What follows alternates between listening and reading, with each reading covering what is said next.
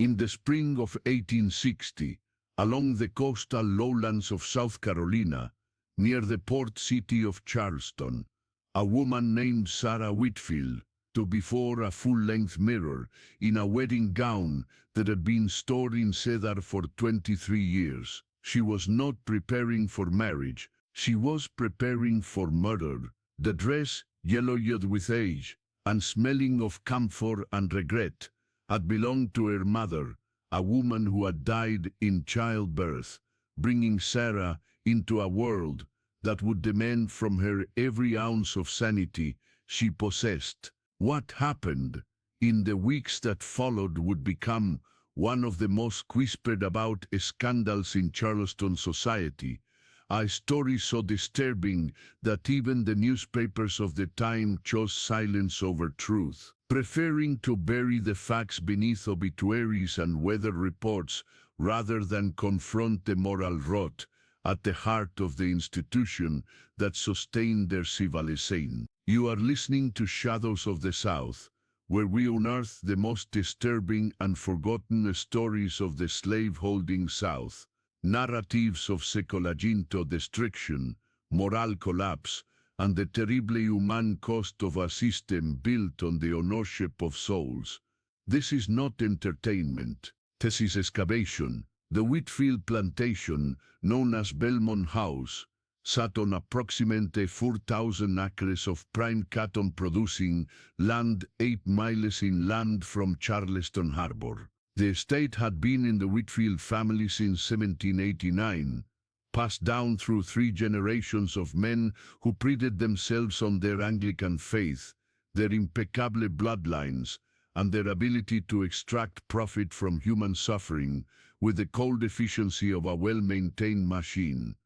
By 1860, Belmont House held 247 enslaved people, men, women, and children, whose labor had built the Palladian mansion, tended the gardens, worked the fields, and created the wealth that allowed the Whitfield family to maintain their position among Charleston's planter aristocracy. The house itself was a monumento contradiction, white columns gleaming in the Carolina sun, azaleas blooming pink and white along the drive, and behind it all, the quarters, where human beings lived in conditions designed to break them slowly, methodically, across generations. Sarah Whitfield was born in 1837, the only surviving child of Colonel James Whitfield and his wife, Catherine, who died moments after Sarah drew her first breath. The colonel never remarried. Some said it was devotion to Catherine's memory. Others, whispering behind palmetto fans at church socials, suggested it was something darker, a belief that marriage had killed his wife, and that women were too fragile, too breakable, for the demands a man of his appetites might make. Sarah grew up in that house of silence and secrets, educated by tutors, trained in piano and French and needlework, shaped into the kind of woman Charleston society expected, demure, obedient, ornamental. But beneath that carefully cultivated surface, something had gone wrong. Perhaps it was the absence of a mother. Perhaps it was the presence of a father whose relationship with his own enslaved people crossed boundaries that even his fellow slaveholders found excessive. Or perhaps it was simply the effect of growing up in a system so morally inverted that it called evil good and oppression order, until the mind itself began to mirror the distortion. By the time Sarah reached 23, she had refused 4 marriage proposals from suitable men, younger sons of good families, merchants with ambition, even a widowed judge from Savannah. Colonel Whitfield, growing older and increasingly concerned about the future of Belmont House, pressured her with increasing desperation. But Sarah had developed a strange, obsessive attachment to the plantation itself and to her role within it. She had begun, in the years after her 20th birthday, to involve herself in the management of the enslaved population in ways that disturbed even the overseers her father employed. She kept detailed journals about individual slaves, their health, their relationships, their children, their infractions, with a meticulousness that suggested not care, but something closer to collection, as if they were specimens she was cataloging for some unspoken purpose. Among the enslaved community at Belmont House, 8 individuals would become central to the horror that unfolded in the spring and summer of 1860. There was Moses, aged 38, the head carpenter, a man of remarkable skill, who had built much of the furniture in the main house and who carried himself with a dignity that infuriated the overseers. His wife, Hannah, 35, worked in the kitchen and was known for her cat intelligence and her ability to remember every slight, every kindness, every promise broken. Their daughter, Esther, who's 16, had recently been moved from field work to the main house, where she served as Sarah's personal maid, a position that should have been a privilege, but had become something else entirely. Then there was Samuel, 29, a field hand, whose physical strength was matched by an interior gentleness that made him protect the weaker members of the community. His sister, Dina, 26, had borne 3 children to 3 different fathers. Men who had purchased her body for a night because the system allowed it, even encouraged it as a means of increasing the enslaved population. There was also Benjamin, 41, who had learned to read despite the laws forbidding it, and who conducted secret prayer meetings in the quarters on Sunday nights. His wife, Miriam, 38, was a healer who knew herbs and roots, whose knowledge kept many alive despite the conditions they endured. Finally, there was a boy named Isaiah, cost 14, quick and clever, who carried messages between the fields and the house, and who saw everything, remembered everything, and understood far more than anyone realized. The trigger for what happened came in March of 1860, though its roots went deeper, back to a winter night in 1859, when Sarah had discovered she was dying. The physician her father had summoned from Charleston, Dr. Matthias Crane, had examined her and delivered his diagnosis with the clinical detachment of his profession, a tumor in her abdomen, inoperable, likely to kill her within 12 to 18 months. Sarah received this information without tears, without hysterics, without any of the feminine weakness that might have been expected. Instead, she had asked the doctor a single question: how long before the pain becomes unbearable? Dr. Crane had answered honestly, perhaps 6 months, perhaps less. When they left, Sarah had gone to her father's study, poured herself a glass of his best whiskey, and begun to plan. What she planned was not suicide, though that would have been understandable. What she planned was not escape, though she had the means to travel. What she planned was a kind of performance, a ritualist enactment of every distorted lesson she had absorbed from the world that had shaped her. She would become a bride, not to any man, but to the plantation itself, to the system that had given her power and taken her sanity. And she would choose her wedding party from among the enslaved, selecting them with the same care a woman might choose bridesmaids, groomsmen, attendants.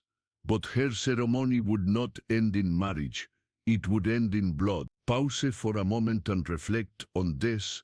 In a society where human beings were property, where the boundary between person and possession had been erased by law and custom, is it any wonder that the human mind, twisted by such contradictions, might produce a madness that mirrored the system itself?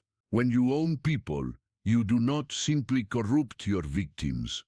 You corrupt yourself and that corruption takes forms we can barely comprehend.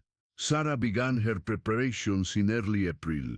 She retrieved her mother's wedding dress from its cedar chest, a gown of ivory silk with Belgian lace at the collar and cuffs, now yellowed to the color of old bone. She had it altered to fit her thinner frame, her body already beginning to waste from the disease inside her. She ordered flowers from Charleston, white roses and orange blossoms, the traditional flowers of southern weddings. She had the parlor cleaned and arranged, as if for a ceremony, with chairs set in rows and the family Bible placed on a table draped in white linen. And then she began to summon the enslaved people she had selected one by one to private meetings in the small sitting room adjacent to her bedroom. To Esther, her maid, she said, "You will stand beside me as my attendant. You will wear the blue dress that belonged to my mother when she was young. You will help me dress on the day." Esther, terrified and confused, had nodded, understanding only that refusal was impossible. To Moses, she said, "You will give me away, as a father gives his daughter. You will walk me down the aisle. I am preparing." Moses, his face carefully blank, had agreed, calculating already how to protect his family from whatever was coming. To Hannah, she said, "You will prepare the wedding feast, the finest meal you have ever made. It will be your masterpiece." Hannah had bowed her head and returned to the kitchen, her mind already working through the implications. To the others, Samuel, Dinah, Benjamin, Miriam, and young Isaiah, she assigned roles that made no sense.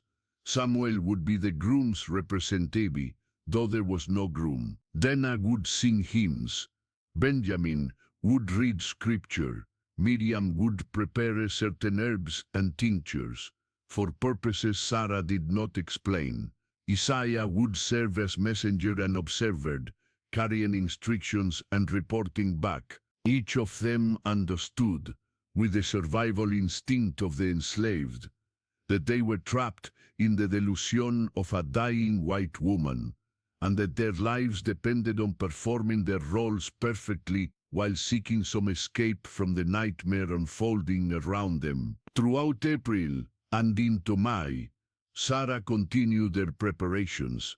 She wrote invitations on cream-colored stationery, invitations to a wedding that would take place on June 15th, 1860. But she addressed these invitations not to Charleston society, not to the families who had known her since childhood, but to ghosts, to her dead mother, to her absent suitors, to God himself. She placed these letters in envelopes and sealed them with red wax, then arranged them on the mantelpiece in the parlor like decorations. She held rehearsals, making Moses walk her through the space again and again, correcting his pace, his posture, his expression. "You must look proud," she told him.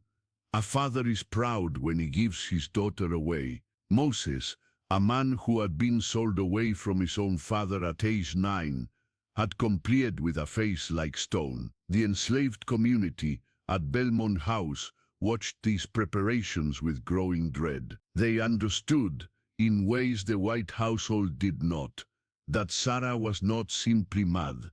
She was dangerous, and her madness was sanctioned by every law and custom of their world. If she decided that her wedding required a sacrifice, who would stop her? If she decided that her ceremony needed blood to be complete, whose blood would be demanded?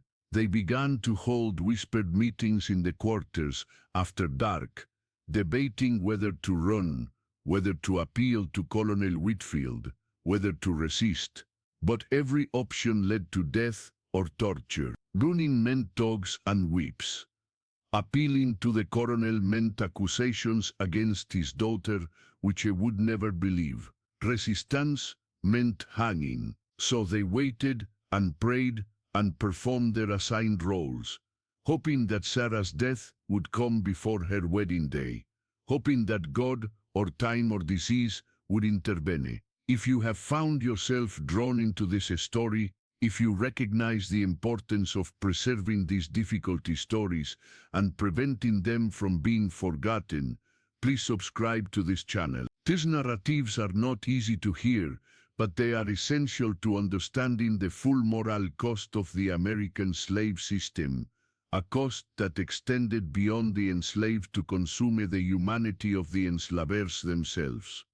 Join us as we continue to excavate these shadows. Colonel Whitfield, meanwhile, remained largely oblivious to his daughter's preparations. He spent his days in Charleston, attending to business matters, drinking at his club, and avoiding the house where his wife had died and his daughter was dying. When he was at Belmont House, he sat himself in his study with his account books and his bourbon, emerging only for meals. Sarah had always been strange, irreasoned, always too intense, too private, too unwilling to accept the limitations of her sex. If she wanted to play at wedding planning in her final months, what harm could it do? Let her have her delusion. The enslaved people would indulge her because they had no choice, and soon enough she would be dead, and Belmont House would pass to his nephew, and the whole strange chapter of his life would close. But others in the household were not so blind. The housekeeper, Mrs. Talbot, a free woman of color who had served the Whitfields for 30 years, tried to warn the colonel. "Miss Sarah is planning something terrible, sir," she said one evening in late May. "The people in the quarters are frightened. She has them rehearsing something that makes no sense, and she speaks of a wedding that cannot be, and there is something in her eyes that was not there before." Colonel Whitfield had waved her away irritably. "My daughter is dying, Mrs. Talbot. Let her have her fantasies. They harm no one." Mrs. Talbot had left his study, knowing that intervention was impossible, that the machine was already in motion, that whatever was coming would come. By early June, Sarah's physical condition had deteriorated visibly. The pain Dr. Crane had predicted had arrived, sharp and constant, centered in her abdomen and radiating through her body like fire through dry wood. She took increasing doses of laudanum, which gave her speech a dreamy quality and her movements an airy slowness. But the laudanum also seemed to intensify her obsession rather than dull. She became convinced that the wedding ceremony would somehow redeem her life, that by performing this ritual she would achieve a significance that had eluded her, that she would become something more than a childless spinster, dying alone in her father's house. The 8 enslaved people she had chosen became, in her mind, the witnesses to her transformation, the congregation that would validate her existence. Consider the psychology at work here.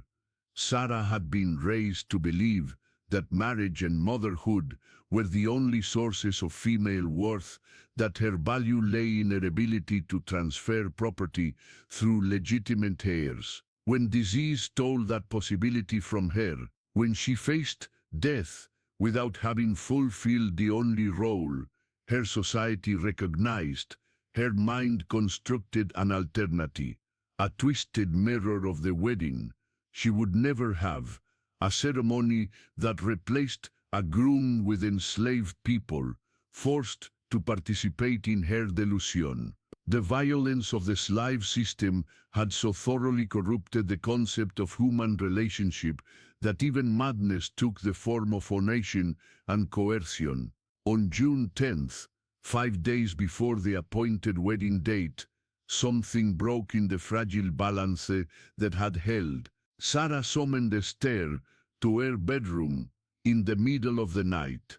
The girl came, as she always did, terrified and obedient. expecting another fitting of the bridesmaid dress or another incomprehensible instruction. Instead, Sarah was sitting at her vanity in her nightgown, the laudanum bottle nearly empty beside her, staring at her reflection with an expression of such profound despair that Esther froze in the doorway. "Do you know what it is to be nothing?" Sarah asked, not turning from the mirror. "To have existed without purpose, without mark, without meaning. You have lived 23 years and done nothing, produced nothing, loved nothing, been loved by nothing." Esther, understanding that silence was safer than a speech, said nothing. Sarah continued, "My mother died bringing me into this world. My father wishes I had never been born. God has given me a body that is killing itself, and I have left nothing behind. No children, no legacy, nothing but this plantation and these people, and they will all be sold or scattered when I am gone, and it will be as if I never existed at all." She turned then, and Esther saw that she had been crying, that the laudanum and the pain and the proximity of death had stripped away the last pretenses of dignity. "The wedding will change that," Sarah said. "The wedding will make me real. Do you understand? Or will finally be real." Esther, 16 years old, and enslaved and trapped in a room with a dying mad woman, did the only thing she could. She nodded and said, "Yes, ma'am, I understand." But she did not understand, and neither did any of them, because Sarah's reality had become so detached from anything recognizable that comprehension was impossible. The next morning, Esther told her parents what had happened. Moses and Hannah, along with the other 6 chosen for Sarah's ceremony, held an emergency meeting in the carpenter's workshop. They debated their options once more, desperately, knowing that time was running out. Benjamin suggested that they all flee together to Charleston, try to reach the docks, stow away on a ship heading north. But Moses pointed out that 8 enslaved people traveling together would be stopped immediately, that the patrollers would catch them before they reached the city limits. Miriam suggested poison, a tincture added to Sarah's laudanum that would ease her into death before the wedding day arrived. But Hannah refused, saying that murder would damn them all, that even if they escaped human justice, they would face divine judgment. Samuel suggested that they appeal to Mrs. Talbot, ask her to intervene with the colonel one more time. But Dinah, who had seen and suffered things the others had been spared, said simply, "Nothing will stop this. We must endure it, as we endure everything else." Young Isaiah, who had been listening from the corner, spoke up then for the first time. "What if we run on the wedding day itself? While everyone is distracted." The adults looked at him, considering. It was risky, but it had one advantage: if they timed their escape for the moment of maximum chaos, when Sarah's ceremony was underway and attention was divided, they might have hours before anyone noticed. Moses nodded slowly. "We will need supplies, food, water, weapons if possible. And we will need to know which direction offers the best chance." They began to plan, quietly, desperately, understanding that their survival depended on exploiting the very madness that threatened them. June 15th, 1860, dawned clear and warm, with a breeze from the coast, carrying the smell of salt and the promise of storms later in the day. Sarah woke early, summoned Esther, and began the process of dressing. The yellowed wedding gown, altered to fit her wasted frame, transformed her into something uncanny, a bride from a ghost story, a spectre in silk and lace. She insisted that Esther arrange her hair in the elaborate style of the 1830s, the way her mother had worn it in the portrait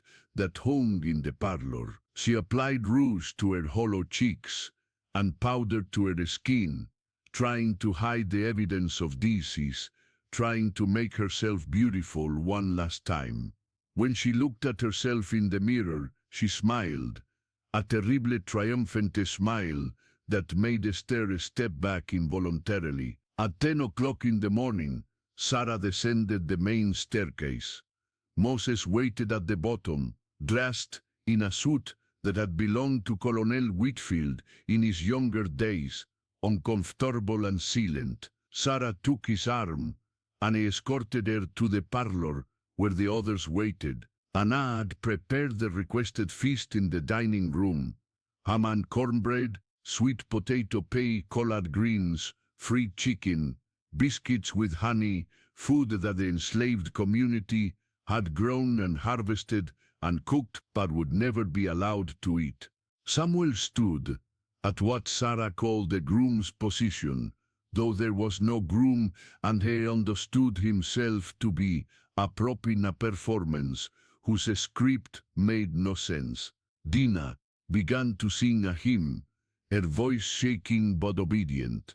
Benjamin opened the family Bible, though Sarah had given him no instructions about what to read. Miriam stood to one side, holding the tincture Sarah had requested: herbs for pain, herbs for calm, herbs for calm, herbs whose purpose remained unclear. And young Isaiah, positioned near the door, watched everything with the sharp attention of someone who knew that his life might depend on remembering these details.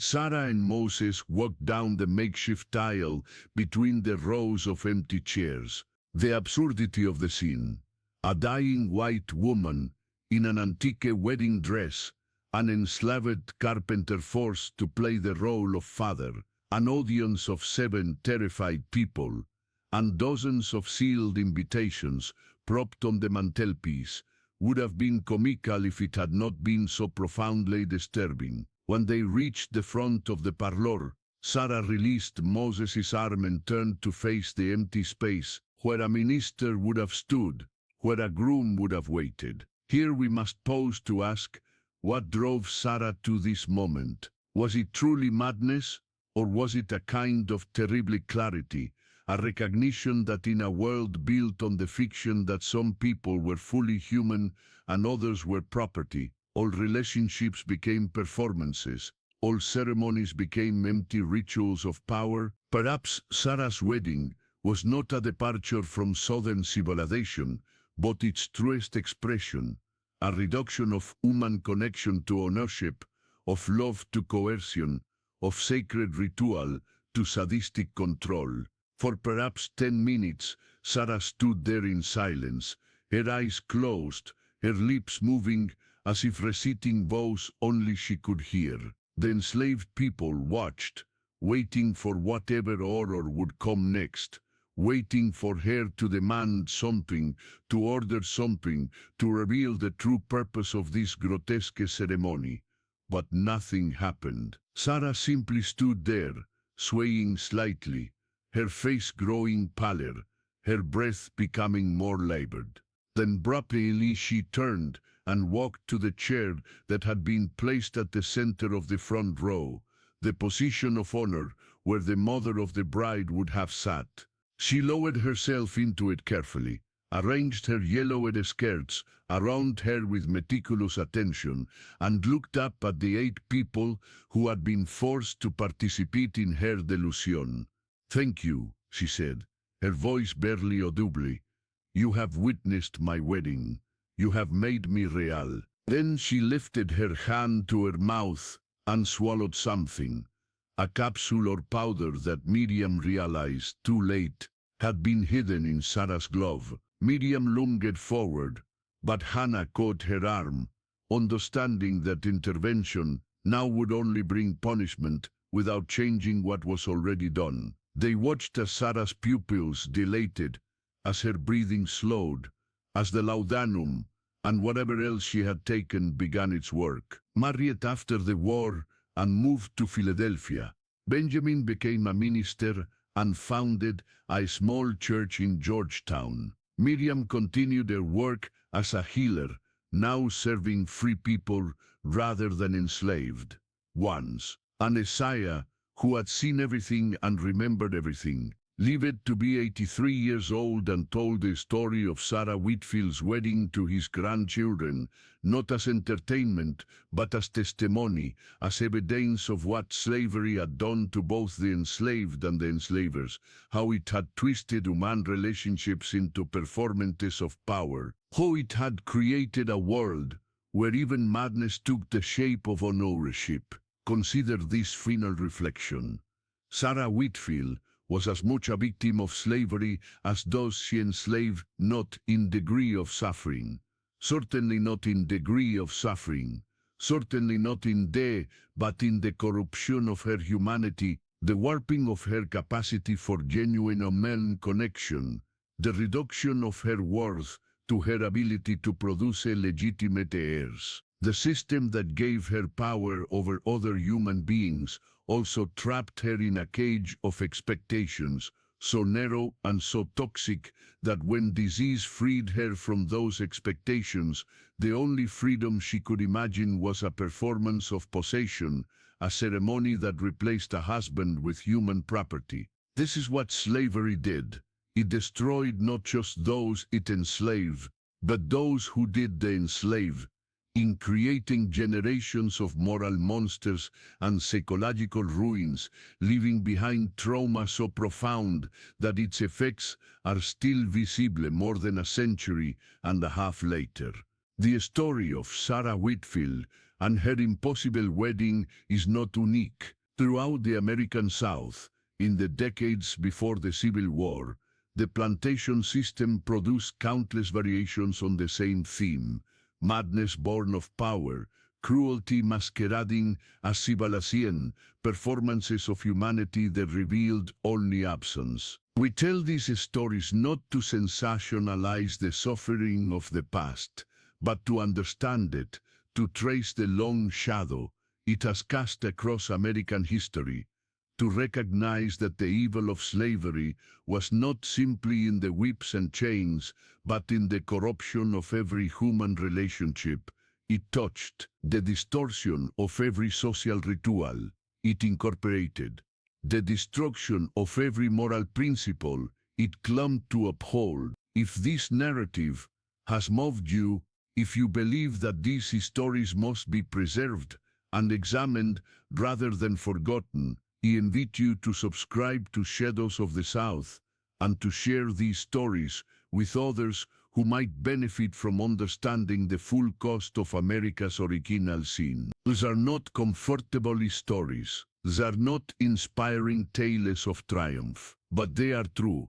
or as true as we can reconstruct from the fragments that survive, the whispered stories passed down through generations, the careful silences in newspaper archives, the gaps in cemetery records where enslaved people were buried without markers, the scars carried forward in time by those who survived. Sarah Whitfield died in a wedding dress at 23 years old, having never married, never borne children, never escaped the prison of her birth and gender and class. The 8 people she forced to participate in her final performance survived, bore their scars, and told their story so that we might understand what it meant to live in a world where human beings were property and madness was sanctioned by law. Remember them.